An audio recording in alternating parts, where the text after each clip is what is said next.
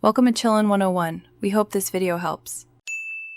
Start by diagnosing basic causes for your Apple remote volume problem. Check the battery type and condition first. Replace the CR2032 battery if it is older than 6 months. Test the remote within 3-5 meters of the device for line-of-sight issues. Remove any obstacles between the remote and the device sensor while testing. Verify the device audio settings and ensure volume is not muted or limited. Confirm the TV or receiver input matches the connected source before moving on. If basic checks fail, reset the remote and repair to the device. Unpair by holding menu and left for 5 seconds until the LED flashes. For aluminum and white remotes, hold menu and left for 5 seconds to unpair. Repair by holding menu and right for 5 seconds until you see on-screen confirmation.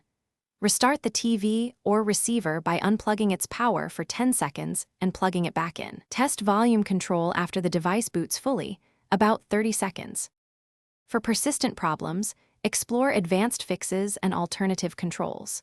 Check HDMI/CC settings and either disable or enable them depending on your setup.